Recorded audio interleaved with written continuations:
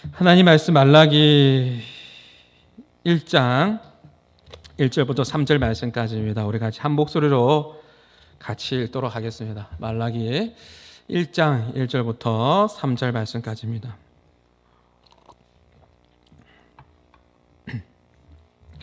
우리 같이 함께 읽습니다.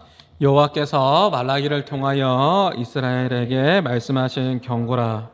여호와께서 이러시되 내가 너희를 사랑하였노라 하나 너희는 이르기를 주께서 어떻게 우리를 사랑하셨나이까 하는도다. 나 여호와가 말하노라. 에서는 야곱의 형이 아니냐. 그러나 내가 야곱을 사랑하였고 에서는 미워하였으며 그의 산들을 항폐하여 했고 그의 산업을 광야의 이리들에게 넘겨놨더라. 아멘. 오늘 말씀의 제목을 같이 함께 읽어봅니다. 주께서 어떻게 나를 사랑하셨나이까 라는 제목으로 하나님의 말씀을 전합니다. 저와 여러분 역시 이러한 질문을 해본 적이 있죠. 주님께서 어떻게 나를 사랑하셨습니까? 주님 나를 사랑하신다고요? 주님이 나를 사랑하시는 거 맞습니까? 주님이 나를 사랑하신다고 하는데 왜 우리의 가정에는, 주님이 나를 사랑하신다고 하는데 왜 내 사업은, 주님이 나를 사랑하신다고 하는데 내 삶은 이렇게 왜 이렇게 힘들지요? 주님이 나 사랑하는 거 맞나요? 주님이 어떻게 나를 사랑하셨나요? 라고 이 백성들이 물어보고 있는데요, 이 질문들이 오늘 이스라엘 백성들의 이 반응이었습니다. 우리도 마찬가지죠. 하나님 나 사랑하신다고요? 하나님 정말 사랑하는 거 맞아요? 정말 사랑하는 거 맞습니까? 라는 그러한 질문을 물음을 우리가 하나님 앞에 할 때도 있잖아요. 이 백성들이 왜 그렇게 대답했을까요? 왜 이렇게 반응했을까요? 오늘 말씀의 배경을 좀 알면 좋아요. 이스라엘 백성들이 70년 바벨론 포로 생활에서 이제 마치고 고향으로 돌아왔습니다. 포로에서 돌아와 보니까 너무 좋은 거예요. 이스라엘 백성들이 시편 137편 1절에 보면 그 포로 당한 그 시절 때 너무나 힘들었잖아요. 그래서 시온을 바라보면서 막 눈물로서 시온을 바라보면서 기도하면서 울었거든요. 다시 돌아가고 싶다. 고향으로 돌아가고 싶다. 포로에서 자유하고 싶다. 그렇게 울었거든요. 시편 137편 1절 제가 읽어드릴게요. 바벨론의 여러 강변에 앉아서 시온을 기억하며 울었도다. 돌아가고 싶은 거예요. 포로에서 자유하고 싶은 거죠. 그래서 하나님의 은혜로 70년의 기간이 마치고 1차, 2차, 3차 기간 했잖아요. 그러고 와서 그들이 가장 먼저 했던 게 뭐예요?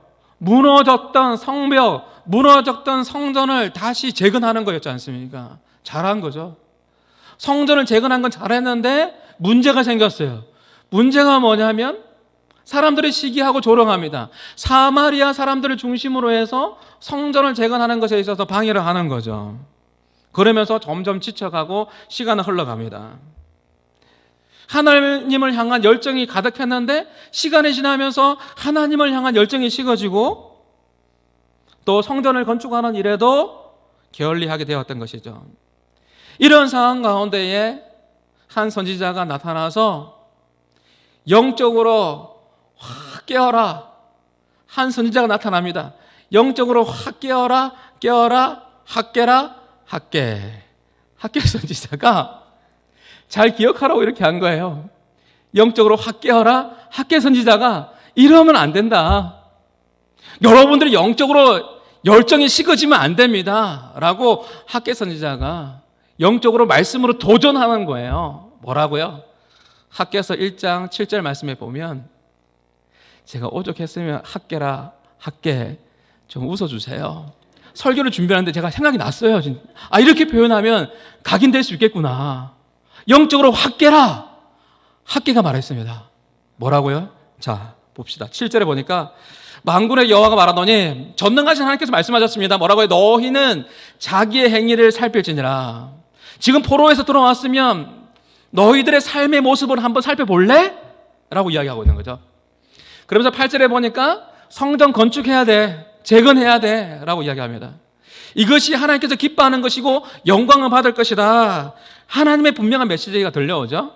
그러면서 학개 7장 9절에 보면 뭐라고 합니까? 너희는 각각 자기의 집을 짓기 위해서 빨랐음이라. 너희는 너희 집안일에만 관심이 있네. 열정도 식어지고 하나님의 일에는 관심이 없고 너희 집 일에만 관심이 있네 라고 강력하게 학개 선지자가 영적으로 깰 것에 대한 부분들을, 깨어날 것에 대한 부분들을 도전하고 있는 거예요. 이 학개 선지자의 외침을 통해서 16년 동안 멈춰져 있던 성전은 이 재건이 완성되게 되죠. 그런데 또 문제가 생겼습니다. 그 문제가 뭐냐면 성전은 짓기는 했는데 이 백성들의 마음 가운데요, 본질적인 타락이 들어왔습니다. 이 본질적인 타락이 뭐냐면 점점 더 하나님 앞에서 사랑해야 되는데 하나님을 향한 열정이 식어져 버렸던 거죠. 형식적인 예배의 모습만 있는 거예요. 형식적으로 나와서 그냥 제사 드리는 거예요. 하나님을 향한 그 영광의 사모함도 없고, 포로 당할 때 그 시온을 바라보면서 기억하며 울었던 그 눈물도 없고, 하나님의 그 은혜에 대한 사모함도 없는 거예요. 그냥 교회 안 나가면, 그냥 하나님께 안 나가면 찜찜하니까 그냥 나오는 거예요. 이것이 하나님의 눈에 보기에 참 가슴 아팠던 것이죠. 그냥 나오는 거예요. 예배를 숙제처럼 하는 거예요. 숙제처럼. 예배가 축제가 돼야 되는데, 여러분 학개 선지자의 이름의 뜻이 뭔지 아세요? 학개의 이름의 뜻이 뭐냐면 여호와의 축제, 축제. 예배가 축제가 돼야 되는데, 기쁨이 돼야 되고 감격이 돼야 되고 그래야 되는데, 예배를 숙제처럼 안 나가면 찜찜하니까 형식적인 그런 부분만 있는 거예요. 사모함도 없는 거예요. 이것이 하나님의 눈에 보기에 참 가슴 아팠던 거예요. 백성들의 예문을 가지고 나오는데 진심으로 예배하지 않는 거예요. 여러분, 소아시아 7교회가 있었던 터키 땅, 트르키에 지진으로 해서 지금 가슴 아픈 그런 일들이 일어나고 있죠. 그 트르키의 땅이 왜 모슬렘화 되었는가? 소아시아에 그 7교회가 있었던 그 땅이 왜 모슬렘화 되었는가? 총신대 서철환 교수님이 은퇴하셨는데 교수님이 이렇게 이야기합니다. 왜 모슬렘화 되었는가? 이렇게 답변해 주셨어요. 칼을 들고 코란을 믿으라고 하니 형식만 남은 교회가 목숨을 내어 놓겠는가? 열정도 사라져버리고 하나님 향한 열심도 사라져버리고 형식만 남은 교회가 목숨을 내어 놓겠는가라는 거죠. 이번에 지진 피해를 가장 많이 입은 지역이 트르키의 하타이주입니다. 하타이주예요. 이 하타이주 이곳은요, 여러분도 알다시피 바울과 바나바를 선교사로 파송했던 안디옥 교회가 있었던 곳입니다. 이 안디옥 지역의 사람들이 안디옥 교회 성도들을 향해서 처음으로 뭐라고 한 줄 아세요? 처음으로 뭐라고 했어요? 당신은 크리스찬입니다. 당신은 그리스도인입니다라고 인정했습니다. 핍박을 받아서 흩어졌던 그 사람들이 모여서 교회를 이루었습니다. 안디옥 교회였습니다. 안디옥 교회 사람들이 선한 영향력을 미쳤는데요, 안디옥 지역의 사람들이 안디옥 교회 사람들을 보면서 당신은 예수 믿는 사람 맞습니다. 당신은 그리스도인입니다. 당신은 크리스찬입니다라고 처음 불리게 되었던 장소가 하타이, 안디옥 이 지역이었습니다. 그런데 지금의 오늘 본문의 이스라엘 백성들은요, 하나님을 향한 열심도 없고 형식적인 모습만 남아있었던 것이죠. 이것이 하나님의 눈에는 정말 가슴 아픔으로 다가왔던 것 같습니다. 우리가 예배를 드릴 때 내 사모하는 주님 영광의 왕이시라, 주님은 영광의 왕이십니다, 하나님의 은혜를 사모하면서 그렇게 나가야 되는 것이죠. 하나님의 은혜를 사모하는 그 사람의 마음의 모습들을 보면, 태도를 보면요, 저 또한 감동이 돼요. 제가 누구라고 이야기하지는 않겠지만 지난주에 제가 설교를 할 때 우리 교회 성도들 중에 하나님께서 여러분 사랑하십니다, 하나님 여러분 정말 사랑하십니다라고 그렇게 제가 이야기를 했을 때 어떤 분이요, 그것을 성령님께서 그 마음 가운데 감동을 주셨던 것 같아요. 하나님 여러분 사랑하십니다라는 그 이야기에 눈물이 글썽글썽 거리는 거예요. 이 앞에서 보면 다 보이거든요. 어떤 분은요, 아멘 아멘 하는 거예요. 성격이 내성적이라서 아멘 크게는 못해도 아멘 하면서 고개 끄덕끄덕 하면서요, 그렇게 예배 드리는 분이에요. 예배 태도를 보면요, 정말 저도 여러분의 모습을 보면서 은혜를 받는다니까요. 그런데 하나님께서 정말 지금 가슴 아픈 거예요. 형식적으로 예배를 드리는 그 백성들의 그 모습을 보니까 너무 마음이 아픈 거죠. 하나님을 향한 사랑이 식어져 버렸네요. 그래서 형식적인 모습만 남아있는 그들에게 말라기를 통해서 오늘 하나님께서 이렇게 말씀하시는 거예요. 뭐라고요? 경고한다. 너희들 그렇게 하면 경고한다. 1절이에요. 한번 보시겠습니까? 여호와께서 말라기를 통하여 이스라엘에게 말씀하신 뭐라고요? 경고라, 경고라. 그러면서 뭐라고 이야기하죠? 2절에 보면 여호와께서 이르시되 내가 너희를 어떻게 한다고요? 사랑한다. 경고하는데, 형식적인 예배 그만해라. 경고하는데 내가 너희를 사랑한다라고 그렇게 이야기하고 있는 거예요. 이것이 하나님께서 말씀하시는 것이죠. 경고를 하지만 말하지만 본래 하나님의 마음은요, 하나님은 사랑이시라. 이것이 하나님의 본성이고 속성입니다. 왜 하나님께서 백성들에게 사랑한다라고 말씀하시죠? 쉽게 이야기해보면 잘해보자라는 거죠. 하나님께서 먼저 손 내미는 거예요. 우리 관계 회복하자는 거예요. 사랑의 관계 회복하자라는 거예요. 먼저 말씀하시는 거예요. 나는 심판을 원하는 게 아니다. 나는 심판을 원하는 게 아니라 회복을 원한다라는 것이죠. 너희들이 제자리로 돌아와라. 회복의 자리로 돌아와라. 은혜의 자리로 돌아와라. 오늘 여기 현수막에 나와 있는 것처럼 제자리, 은혜의 자리로 돌아와라. 예배의 자리로 돌아와라. 잃어버린 영혼들아, 제자리로 돌아와라. 이것이 하나님의 마음이었던 거예요. 앞에 제자는 우리가 제자의 삶을 살아가고 이어서 읽어보면 제자리 회복해야 된다라는 거예요. 식어진 열정을 회복해야 된다라는 것을 이야기하고 있는 거예요. 자, 보세요. 하나님으로부터 사랑한다는 말을 들었으면 오늘 예배 드리는데 여러분 가운데 마음 가운데 하나님께서 사랑하는 아들아, 사랑하는 딸아, 많이 힘들지? 그래도 그 상황 가운데 내가 너 바라보고 있어. 내가 너 사랑해 라고 할 때 여러분 어떻게 반응하는 게 정상적인 거예요? 오늘 찬양 불렀지 않습니까? 오늘 앞에서 우리 전사님 찬양 인도할 때 저도 사실 모르는 찬양인데 가사가 너무 은혜가 되더라고요. 그 찬양에 보면 주님의 이름만 불러도, 주님 이름만 불러도 가슴이 뛰네. 주님 이름만 불러도 가슴이 뛰네. 찬송가 85장의 가사처럼 구주는 생각만 해도, 구주를 생각만 해도 내 마음이 좋거든. 주님, 내가 너희를 사랑하였노라. 주님이 나를 사랑한다라고 그렇게 말씀하시면 우리의 반응이 뭐예요? 예, 주님, 저도 주님 사랑해요. 예, 주님, 저도 주님 사랑해요. 라고 말하는 게 정상적인 거잖아요. 아니면 너무 내성적이라서 너무 쑥스러움이 많아서 사랑한다라고 고백 못하면 찬양으로도 할 수 있는 거잖아요. 어떻게 해요? 제가 좋아하는 찬양입니다. 가사해 보십시오. 이 찬양, 주님 사랑해요. 찬양을 부를 수 있잖아요. 주님 사랑해요. 주님 사랑해요. 어떻게 해요? 말하지 않아도 표현 다 못해도 주님 어떻게 해요? 사랑해요. 이렇게 반응하는 것이 정상적인 거잖아요. 내가 너희를 사랑하였노라 하면 예 주님, 저도 주님 사랑해요. 다 표현 못해도 제가 주님 사랑하는 거 하나님 아시잖아요. 이렇게 고백해야 되는데 이스라엘 백성들이 오늘 어떻게 고백하죠? 이렇게 고백합니까? 주께서 어떻게 우리를 사랑하셨습니까? 주님께서 어떻게 사랑하셨는데요? 이렇게 말하고 있는 거죠. 주님의 사랑에 대해 의심을 품고 있는 거예요. 주님 나를 사랑하셨다고요? 주님 나 사랑하는 거 맞습니까? 지금 이렇게 반응을 하고 있는 것이죠. 이 세상에서요, 가장 불행한 중에 하나가 뭐냐면 사랑을 의심하는 것 같습니다. 사랑의 관계에서 가장 힘든 것이 뭐냐면 의심하는 거예요. 그렇다면 왜 이스라엘 백성들이 주님이 나를 사랑하신다고요? 사랑하는 거 맞습니까? 왜 이렇게 반응할까요? 그 이유가 뭘까요? 왜냐하면 자신들이 지금 처해져 있는 상황과 현실을 보니까 마음에 안 드는 거예요. 지금의 상황이 마음에 안 드는 거예요. 포로당할 때는 시온에 돌아가서 그렇게 시온을 바라보면서 울었는데 이제 자유해서 본토로 돌아왔는데요. 돌아와 보니까 자신들의 상황을 보니까 나아진 것이 별로 없거든요. 여전히 비교하고 있는 거예요. 바벨론의 부유함과 그 문화가 더 좋아 보이는 거예요. 바벨론의 문화가 좋아 보이는 거예요.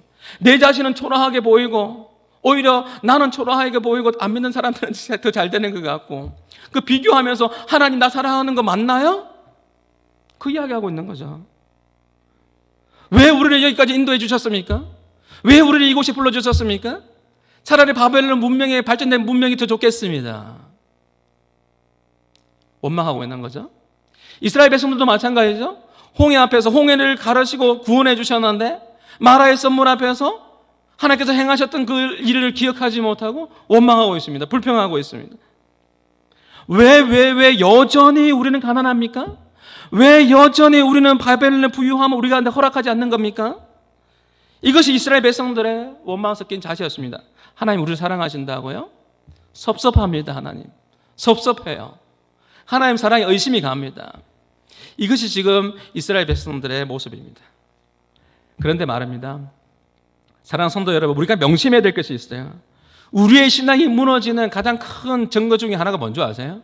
내 신앙이 무너지고 있구나 하는 그 증거가 뭐냐면, 그 첫 번째가 뭐냐면 믿음에 의심이 생기고 감사가 사라지는 거예요. 감사가 사라진다고요. 어떤 분은 보면요, 늘 감사하는 분이 있어요. 제 핸드폰에도 보면요, 카톡방이 너무 많아요. 카톡방이 너무 많은데, 그래서 제가 일일이 답변은 다 못해요. 근데 봐요. 보면서 제가 기도해요. 늘 감사하는 분들이 있어요. 여러분, 내 입술에서 감사가 사라져갈 때 바로 내 신앙이 점점 무너져 가는구나 라고 이해하면 정확합니다. 감사를 모르는 사람들 보면요, 항상 불평불만거리를 찾아요. 어떻게 그렇게 잘 찾는지 모르겠어요. 매사에 부정적으로 생각하고 부정적인 말들이 입에서 툭툭 튀어나오는 거죠. 거친 말들이 나와요. 그런데 감사하는 사람에게는 놀라운 일이 생겨요. 감사절기 때만 이 찬양 부르지 말고 한번 불러봅시다. 감사를 드리세요. 시작. 감사를 드리세요. 감사를 드리세요. 놀라운 일이 생깁니다. 감사를 드리세요. 제가 그냥 찬양하는 게 아니에요. 어느 날 찬양을 부르니까요, 찬양을 부를 때 성령 하나님께서 여러분을 만져주시고 함께 하신다는 것이 느껴지더라고요. 감사를 드리십시오. 놀라운 일들이 일어날 것입니다. 감사는요, 또 다른 감사를 이어지게 해요. 이 표현을 좀 적어 놓으세요. 감사는 또 다른 감사를 이어지게 한다. 우리 한마음교회 성도들이 감사여 또 다른 감사가 이어지는 그 복을 누렸으면 좋겠어요. 감사 위에 감사가 더해지고요, 은혜 위에 은혜가 더해져요. 감사 위에 감사를 더해 주신다니까요. 이스라엘 백성들이요, 지금요, 비교하면서 자신의 상황이 마음에 안 드는 거죠. 이것이 가난한 것이 문제가 아니라 하나님 앞에서 감사가 사라진 것이 문제예요. 열정이 사라지고 형식적인 모습만 남아있는 것이죠. 이 백성들의 모습을 보고 말라기 선지자의 마음 가운데 부담이 느껴졌어요. 거룩한 부담감이 찾아왔습니다. 저도 설교할 때마다 거룩한 부담감이 느껴져요. 이 말라기 선지자에게 거룩한 부담감이 느껴졌습니다.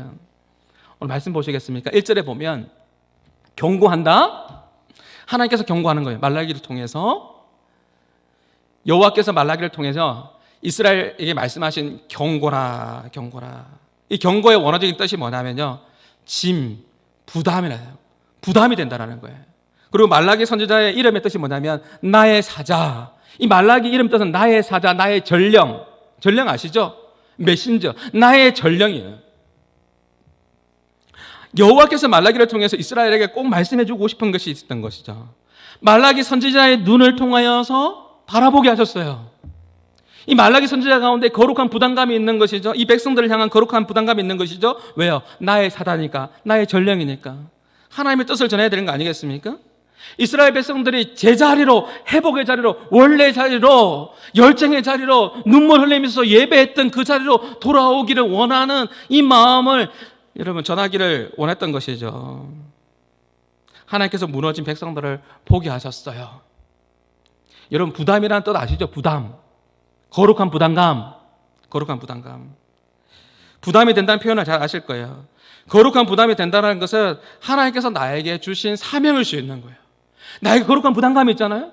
이것이 하나님께서 나에게 주신 사명일 수 있는 거예요. 어떤 사람은요, 청년들을 바라보면, 중고등부 학생들을 바라보면 가슴이 막 뛰는 거예요. 그러면 그 가슴 뛰는 그것이 뭐예요? 거룩한 부담감이 있는 거예요.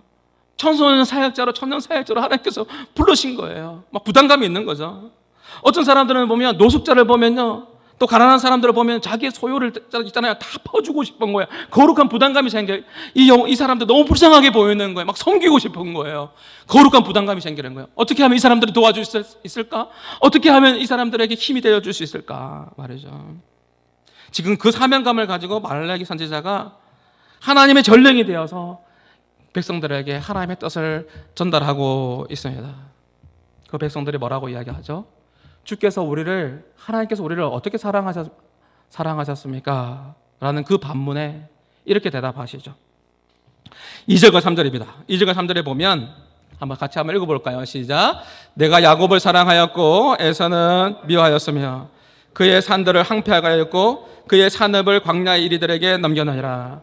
이스라엘과 하나님과의 백성들과의 관계는요, 언약적인 관계입니다. 하나님께서 직접 언약을 맺으신 거예요. 쉽게 이야기하면 결혼 관계라고 말할 수 있는 것이죠. 언약을 맺었습니다. 그렇기 때문에 하나님께서 가장 싫어하는 게 뭐냐면 바로 음행하는 우상 숭배를 그래서 싫어하는 거예요. 하나님과 그 백성들 사이에 언약을 맺으신 거예요. 여러분, 야곱이 잘나서 야곱을 사랑한다고 표현되어 있는데 야곱이 잘나서 우리가 우리를 선택하신 것이 아니에요. 하나님께서 우리를 사랑하셔서 무조건적인 사랑으로 하나님께서 우리를 선택해 주셨다라는 것이죠. 하나님의 선택입니다. 그래서 어떤 신학자는요, 이 본문을 해석할 때 에서는 미워하였다 이 본문을 해석하는 것보다 야곱을 사랑했다라는 이 표현을 해석할 때 더 힘들어했다고 하죠. 왜요? 야곱은 속이는 자잖아요. 간사한 자잖아요. 그런 모습을 가지고 있는 영혼들이 누구예요? 우리들이잖아요. 우리도 하나님 앞에 잘 속이고 거짓말 잘하고 그런 우리를 하나님께서 무조건적인 사랑으로 선택해 주셨어요. 하나님의 언약 가운데 우리를 불러주셨고 선택해 주셨고 우리를 사랑해 주셨음을 여러분 믿으시기를 바랍니다. 하나님께서 우리를 선택해 주셨다라는 거예요. 그래서 하나님께서는요, 야곱이 흔들릴 때, 야곱이 위기 가운데 있을 때 뭐라고 하죠? 언약을 맺었다라는 것은 뭐냐면 내가 지켜주겠다라는 거예요. 내가 이제 너를 영원토록 보호해 주겠다라는 거예요. 그래서 야곱이 위기 가운데 처했을 때 하나님께서 뭐라고 이야기했어요? 베들로 올라가라. 베들로 올라가는 건 뭐예요? 예배를 회복해라는 거예요. 예배를 회복해라 라고 말씀했습니다. 그리고 야곱에게 뭐라고 이야기하죠? 다시 내가 너의 이름을 야곱이 아니라 이스라엘이라고 부를 것이다 라고 이야기했습니다. 보세요. 오늘 야곱을 사랑했다는 이 말씀의 의미가 뭡니까? 야곱의 백성이 너희들아 잘 들으라는 거죠. 너희들에게는 여러 가지 시험도 있었고 포로가 되고 어려움도 겪었지만 지금까지 내가 너를 지켜보고 있고 여전히 내가 너를 사랑하고 있고 보호하고 있다라는 것을 잊지 말아라는 것이죠. 너희들은 나의 손 안에 나의 품 안에 있다라는 것입니다. 반면에 에서는 어떻게 되었습니까? 에서는 번창에 나가는 것 같아 보였지만 결국 항폐하게 되고 망하게 되었습니다. 에서의 민족은 망했지만 너희들은 지금도 보호받고 있지 않느냐? 내가 너희를 사랑하느냐 안 사랑하느냐 기억해보라는 것이죠. 내가 너희를 사랑한다라는 것이죠. 오늘 우리가 읽었던 이 말씀의 2절에 보면 내가 너희를 사랑하였노라 이 말씀이요, 히브리적인 문법적인 표현으로 이야기하면 내가 너희를 사랑했고 지금도 사랑한다, 지금도 사랑하며 앞으로도 사랑할 것이다 라는 거예요. 근데 그 백성들은 뭐만 보이는 거예요? 현실의 문제 앞에서 하나님께서 내게 행하셨던 그 과거에 행하셨던 그 놀라운 일들은 기억 못하고 비교하면서 하나님 사랑하는 거 맞나요? 그 이야기하고 있는 거예요. 망각해버렸습니다. 하나님의 은혜를 망각해버렸네요. 어쩌면 좋을까요? 내가 너희를 사랑하였노라 이 표현이 뭐라고요? 내가 과거에도 너희를 사랑했고 지금도 사랑하며 앞으로도 영원토록 너희를 사랑 가운데 인도할 것이다. 그 표현이에요. 사랑하는 성도 여러분, 사랑하기 때문에 하나님께서 우리 가운데 때로는 사랑의 매를 들기도 해요. 우리를 사랑하기 때문에 훈련시키시기도 해요. 시험에 들게 통해서 시험을 잘 통과할 수 있도록 힘도 주시고요. 환난의 인내의 연단에 소망을 주시는 그 하나님만을 바라보도록 그렇게 광야의 시간을 허락하기도 합니다. 사랑의 매를 들기도 합니다. 히브리서 12장 6절과 8절 말씀에 보면 이런 말씀이 있어요. 하나님 말씀입니다. 주께서 그 사랑하는 자를 어떻게 한다고요? 징계하시고 사랑하기 때문에 때로는 매를 드는 거예요. 내 사랑하는 아들에게 매를 드는 거예요. 자녀에게. 사랑하니까. 7절에 보면 뭐라고 하죠? 중간에 보면 하나님이 아들과 같이 너희를 대우하시나니 어찌 아버지가 징계하지 않는 아들이 있으리요. 사랑하니까요. 8절에 보면 징계는 다 읽어볼까요? 같이 시작. 징계는 다 받는 것이거늘 너희에게 없으면 사생자여 친아들이 아니라. 잘못된 길을 갈 때 올바른 길로 오라고 때로는 사랑의 매를 들기도 하십니다. 왜 사랑의 매를 드시죠?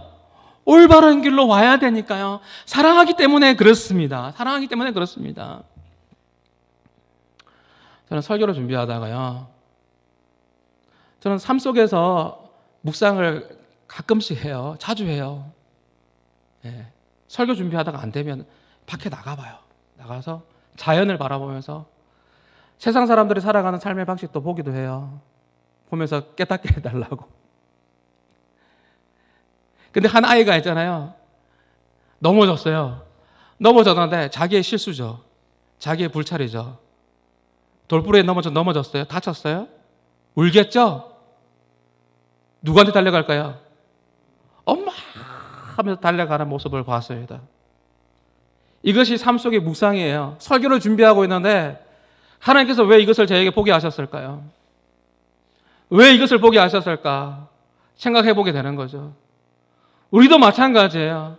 우리가 세상 속에 살아가면서 거친 세상 속에 살아갈 때 내가 원치 않는 아픔을 당해서 넘어질 때가 있어요. 돌부리에 걸려 넘어지는 것처럼 넘어질 수 있고 힘들 수 있고, 때로는 내가 잘못해서 나의 연약함으로 내가 범죄해서 넘어질 때도 있어요. 그때 어떻게 하실래요? 그냥 울고만 있을래요? 그 자리에 멈춰 있을래요? 아니죠. 우리는 하나님의 백성이요, 하나님의 자녀입니다. 제가 삶 속에 묵상해서 봤을 때는 그 아이가 참 잘했습니다. 뭐라고요? 엄마 하면서 달려가야 돼요. 그러면 엄마가 다친 부위를 보고 어떻게 해요? 안아주고 품어주고 치료해 주는 거예요. 그렇지 않나요? 이 백성들이 뭐라고 이야기하냐면 얼씬을 품을 것이 아니라 하나님께서 원하시는 것은 회복함에 있거든요. 주님께서 나를 사랑하셨다고요? 라고 말할 것이 아니라 넘어지고 상처 입은 것을 가지고 도로 하나님 앞에 달려가야죠. 하나님 도와주세요. 하나님 함께 해주세요라고 그렇게 하나님을 의지하면서 나가야 되는 것이죠. 이 백성들처럼요, 삐지지 마세요. 토라지지 마세요. 하나님 나를 사랑하셨다고요?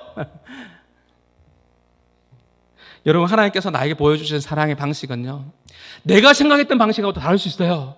내가 생각하는 방식은 이 방식인데 이렇게 복을 주시면 좋겠는데 아니요, 하나님께서 no. 그렇게 하면 너 교만해지거든. 그렇게 안 주실 때가 있어요. 하나님께서 다루어 가시는 방식이 있어요. 가만히 생각해 보십시오. 내가 예수님을 안 믿었으면 어떻게 되었을 것 같아요? 여러분이 예수님 안 믿었으면 어떻게 되었을 것 같습니까? 우리의 삶 가운데 하나님께서 간섭해 주시고 개입해 주심이 없었다면, 내 삶에 하나님의 간섭하심과 개입하심이 없었다면 어떻게 되었을까요? 하나님께서 내 삶 가운데 간섭해 주시죠, 개입해 주시죠, 역사해 주시죠, 도와주시죠, 함께 해 주시죠. 때로는 사랑의 매를 드시기도 하시죠. 때로는 광야의 시간들을 보내기도 하시죠. 왜 그래요? 성경에 보면 내가 너를 낮추시고 교만해지거든요. 때로는 하나님께서 우리에게 이렇게 낮추시기도 하시고, 때로는 하나님께서 우리 삶 가운데 직접적으로 카이로스의 시간으로 하나님의 때 이렇게 개입하시고 간섭하시는 이유가 뭐예요? 여러분의 가정에 간섭하시는 이유가 뭐예요? 내 백성이거든요. 내 자녀거든요. 우리의 교회에 하나님께서 간섭하시는 이유가 무엇입니까? 개입하시는 이유가 무엇입니까? 우리 교회는 하나님께서 주인 되시는 교회인데요. 그렇게 역사하시는 이유가 무엇입니까? 단 하나죠. 내가 너희를 사랑하였노라. 내가 너희를 사랑하기 때문에 간섭하시는 거예요. 사랑하기 때문에 개입하시는 거예요. 사랑하기 때문에 경고하는 거예요. 경고한다? 거룩한 부담감으로 말라기가 이야기하는 거예요. 사랑하기 때문에 개입하는 겁니다. 사랑하기 때문에 간섭하는 겁니다. 이것을 여러분, 오해하면 안 됩니다. 하나님 나를 사랑하신다고요? 이렇게 반응하면 안 되는 거죠. 우리는 하나님의 사랑에 대한 확신이 있어야 됩니다. 이스라엘 백성들이 왜 불안하죠? 왜 불안합니까? 왜 의심합니까? 하나님께 대한 사랑의 확신이 식어졌기 때문에 그렇습니다. 우리는 하나님의 사랑으로, 사랑의 확신으로 가득 차 있어야 됩니다. 로마서 8장 31절부터 37절 말씀 여러분 적어 놓으시고 한번 읽어보십시오. 묵상해 보십시오. 로마서 8장의 그 말씀을 읽을 때마다 저는 그렇게 감동이 됩니다. 누가 그리스도의 사랑에서 끊으려? 우리가 하나님의 백성입니다. 여러분, 세상을 향해서 이번 주간도 살아갈 때 여러분 당당하게 살아가십시오. 여러분, 하나님의 백성 아닙니까? 기죽지 말고 세상을 향해서 하나님의 자녀답게 당당하게 믿음으로 나가십시오. 누가 그리스도의 사랑에서 끊으려? 환난이나 공고나 기근이나 적신이나 위험이나 칼이랴, 누가 그리스도의 사랑에서 끊으려? 로마서 8장 20 몇 절입니까? 38절에 보면 내가 확신하노니, 확신이 중요한 거예요. 내가 확신하노니 사망이나 현재일이나 장래일이나 이 모든 일들 가운데 그 어떤 것도 우리 주 예수 그리스도의 사랑에서 끊을 자가 있다 없다? 없습니다. 하나님의 사랑에 대한 확신, 하나님의 사랑의 확신. 지난 주간에 제가 설교하면서 예수님이 누구신가? 예수님이 누구신가 잘 모르겠거든. 찬송가 97장을 많이 불러가 있잖아요. 찬송가 97장 많이 불러주셨어요? 예수님은 누구신가? 우는 자의 위로자가 되십니다. 이번 주에는요, 로마서 8장의 말씀과 동시에 이 말씀 품으면서 이 찬양도 한번 불러봤으면 좋겠습니다. 주 사랑이, 주님의 사랑이 나를 숨쉬게 하며, 주님의 사랑이. 오늘 말씀 듣고 난 이후에 이 찬양 부를 텐데요, 주 사랑이 나를 숨쉬게 하는 거예요. 세상 그 어떤 어려움이 있죠? 주님의 은혜로 나를 돌보십니다. 왜요? 하나님의 언약적인 관계거든요. 우리 하나님께서 우리를 백성 삼아 주셨거든요. 주님께서 영원토록 우리를 이끌어 가시는 거예요. 끝까지 지켜주시는 거죠. 주님만이 내 아픔 아시며 주님만이 내 마음 어루만지시네. 어느 누구도 나를 향하신 주님의 사랑에서 끊을 수 있다 없다? 끊을 수 없습니다. 이것을 의심하면 안 되는 거예요. 주님의 사랑에서 끊을 수가 없는 거예요. 여러분, 하나님 사랑하십니까? 이 하나님에 대한 이 사랑이 식어져 버리면, 하나님에 대한 사랑이 식어져 버리면 여기서부터 문제가 생기는 거예요. 여기서 문제가 생기는 거예요. 우리가 헌신을 해도 그 헌신의 힘이 어디서 나오는 거예요? 하나님의 사랑에서 나오는 거예요. 하나님 사랑의 마음이 식어져 버리면 그 헌신도 힘든 거예요. 힘든 거예요. 하나님의 사랑으로 충만하지 않으면 피곤한 거예요. 제가 지난주에 신방을 하는데 어떤 청년을 만났는데요. 그 청년이 서울로 직장을 다녀요. 트래픽이 있으니까 조금 일찍 나가야 되잖아요. 그런데 여전히 새벽마다 일어나셔서 그 아들의 밥을 항상 차려주세요. 왜 차려주죠? 사랑하니까. 사랑하니까요. 아들이 착해요. 엄마, 저는 그냥 시리얼 먹어도 되고요, 안 먹어도 되고요, 괜찮아요. 아니야, 우리 아들. 늘 한결같이 그렇게 차려주는 거죠. 사랑에 힘이 있는 거예요. 사랑하니까 힘이 있는 거죠. 아내를 사랑하면, 남편을 사랑하면, 여러분, 먹고 싶은 거 있으면 밤중이라도 가가지고 사오죠. 딸기를 사오죠. 제가 이야기 한번 해드린 것 같은데, 그놈의 딸기 때문에 제가 너무 힘듭니다. 제가 제 아내가 임신했을 때 저한테 요청한 게 있어요. 제가 나름대로 저도 전도사 시절 때 열정적으로, 지금도 열정이 많이 식었지만 하나님 열정을 회복시켜주세요. 제가 정말 열정적으로 사역했거든요. 그러다 보니까 많이 피곤했나 봐요. 토요일했던 것 같은데 저희 아내가 임신 중에 있었는데 딸기가 먹고 싶대요. 딸기. 너무 피곤한 거예요. 사줘야 될까요? 안 사줘야 될까요? 사줘야 됩니다. 여러분의 팁을 드리는 겁니다. 사주세요. 안 사주면 좀 힘듭니다. 그 딸기 제가 물어봤어요. 제가 경상도 사람이잖아요. 사주고 싶은 마음이 여기까지 올라왔는데 한 번 더 물어봅니다. 진짜 먹고 싶나? 진짜 먹고 싶나? 그때는 안 물어봐야 돼요. 그냥 사주면 되는 거예요. 진짜 먹고 싶나? 괜찮다. 진짜 괜찮은 줄 알았습니다. 그 이후로는 말하지 않겠습니다. 여러분, 하나님의 사랑이 식어진 것이, 하나님의 사랑이 식어졌다는 것이 가장 큰 위기 중의 위기입니다. 사랑이 식어지는 게 위기 중의 위기예요. 나에게 펼쳐진 모든 사랑은 하나님의 사랑에 식어진 것부터 시작된다는 것을 여러분 기억했으면 좋겠어요. 이번 한 주간 여러분 어떻게 사시겠습니까? 주님이 우리를 사랑하십니다. 제가 말씀드렸죠. 2절의 말씀을 보면 내가 너희를 사랑하였노라. 내가 너희를 사랑하였노라. 이 말씀을 히브리적인 문법의 표현이 뭐라고요?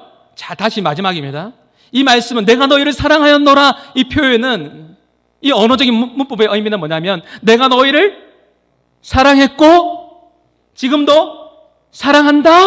앞으로도 너희를 사랑할 것이다 라는 거예요.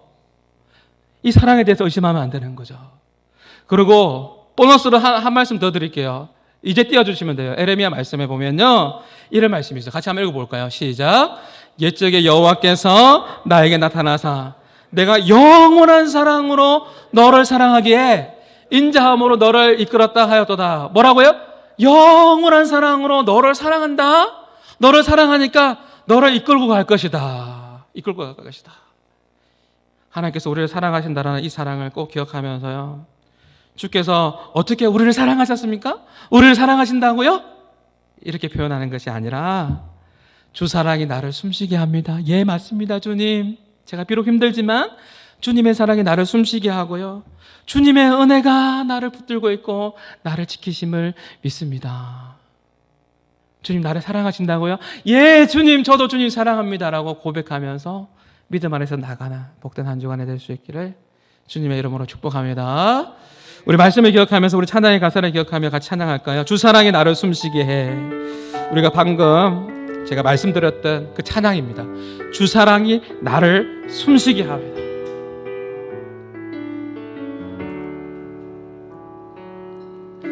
주 사랑이 나를 숨쉬게 해.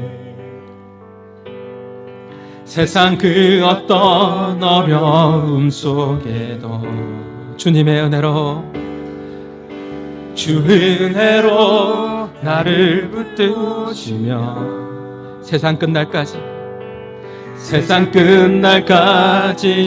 지켜주시네. 주 사랑이 나를 이끄시네. 내가 갈 수 없는 그곳으로 주의 사랑 나를 붙드시며 세상 끝날까지 인도하시네. 주님만이 내 아픔 아시며 주님만이 내 맘 어루만지네. 어느 누구도 나를 향하신 주님의 사랑, 주님만이 내 능력이 되시며 주님만이 내 능력이시며 주님만이 나의 구원이시네. 어느 누구도 나를 향하신 주님의 사랑, 다시 한번 고백하며 나갑니다. 주님만이 내 아픔 아시며 주님만이 내 아픔 주님만이 내 맘 어루만지시네. 주님만이 내 맘 어루만지네. 어느 누구도 나를 향하신 주님의 사랑을 끊을 수 없네. 주님만이 내 능력이시며 주님만이 나의 영원이시네. 어느 누구도 나를 향하신 주님의 사랑에서 주님의 사랑을 끊을 수 없네. 아멘. 내가 너희를 사랑하였노라. 마지막으로 내가 너희를 사랑하였노라. 내가 너희를 사랑하였노라.